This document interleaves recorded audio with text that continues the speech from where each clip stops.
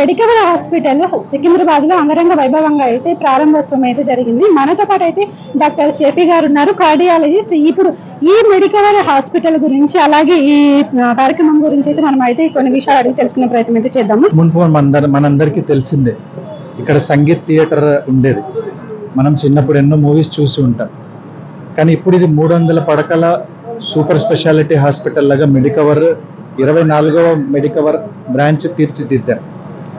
ఇందులో జనరల్ కాకుండా అన్ని సూపర్ స్పెషాలిటీ బ్రాంచెస్, కార్డియాలజీ కావచ్చు, న్యూరాలజీ కావచ్చు, న్యూరో సర్జరీ కావచ్చు, యూరాలజీ కావచ్చు, యూరో సర్జరీ కావచ్చు, ఇవన్నిటితో కలిపిన 16 బ్రాంచ్లు ఇక్కడ మనము ఇవాళ స్టార్ట్ చేయడం జరిగింది.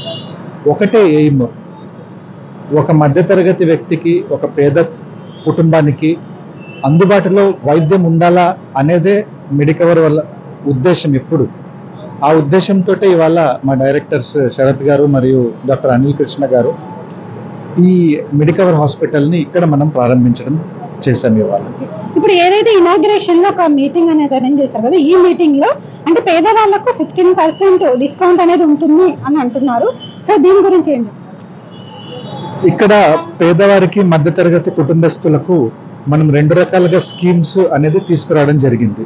మొట్టమొదటి స్కీమ్ ఏంటంటే ఫ్యామిలీ కార్డ్ అని 499 రూపాయలతోటి ఎవరైనా ఫ్యామిలీస్ కార్డ్, నేను కూడా తీసుకున్నాను, ఎవరైనా తీసుకోవచ్చు. అందులో ఏంటంటే ఫ్యామిలీలో ఎవరికైనా కావచ్చు, మొట్టమొదటి కన్సల్టేషన్ ఏదైతే ఉన్నదో సూపర్ స్పెషాలిటీ కన్సల్టేషన్తో పాటు ఫ్రీగా అందించడం అనేది జరుగుతుంది. రెండోది, మందులలో 30% డిస్కౌంట్ అనేది ఇవ్వడం జరుగుతుంది. అదే కాకుండా 15% ఓవరాల్ బిల్.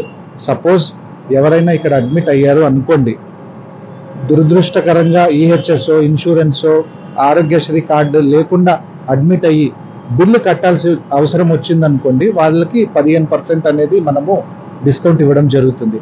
అదే కాకుండా ఇన్వెస్టిగేషన్స్లో, అది ఓపీడీ ఇన్వెస్టిగేషన్స్ కావచ్చు, ఐపీడీ ఇన్వెస్టిగేషన్స్ కావచ్చు, 20% వరకు మనము తగ్గింపు వాళ్ళకి ఇస్తున్నామండి.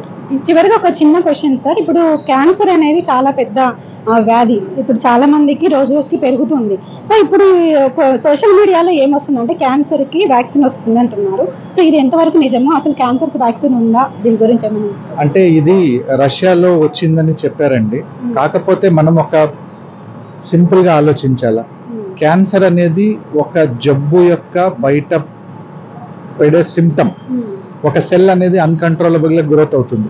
ఫర్ ఎగ్జాంపుల్, మనం మెడికవర్ సికింద్రాబాద్కు రావాలనుకున్నాను, ఎన్ని దారులు ఉన్నాయి? దగ్గర ఒక 30 దారులు ఉంటాయి. ఒక దారి మనం వ్యాక్సినేషన్ ద్వారా మూయగలుగుతాం, కానీ ఈ మిగతా 29 దారులు అలాగే ఉంటాయి కదా.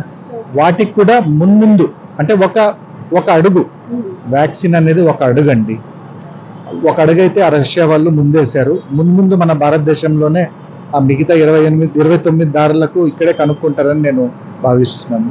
సో చూసారు కదంటే, ఫైనల్ గా మెడికవర్ హాస్పిటల్ ఇనాగ్రేషన్ లో మనకు తెలుస్తున్నది ఏంటంటే, పేదవాళ్ళకి అలాగే మిడిల్ క్లాస్ వాళ్ళకి కూడా ఇక్కడ సౌకర్యం అనేది ఈజీగా ఉంటుంది, ట్రీట్మెంట్ అనేది చాలా బెస్ట్ ఇస్తామని చెప్తున్నారు. అలాగే ఎవరైనా సరే ఇప్పుడు హాస్పిటల్ ని చూసి ఇంత పెద్ద హాస్పిటల్ కి మనం వెళ్ళలేమేమో అన్న డైలమాలో ఉంటారు పేద ప్రజలు. కానీ ఇక్కడ 490 రూపాయలతో ఒక ఫ్యామిలీ కార్డ్ అనేది తీసుకొని మనము ఇక్కడ ట్రీట్మెంట్ అనేది చేసుకోవచ్చు అనేది తెలుస్తుంది. సో ప్రతి ఒక్కరు ఎవరైనా ఈ మెడికవర్ హాస్పిటల్కి వచ్చి ఈ డీటెయిల్స్ అనేది కనుక్కుంటే మనకి యూజ్ అవుతుంది అనేసి నేను భావిస్తున్నాను.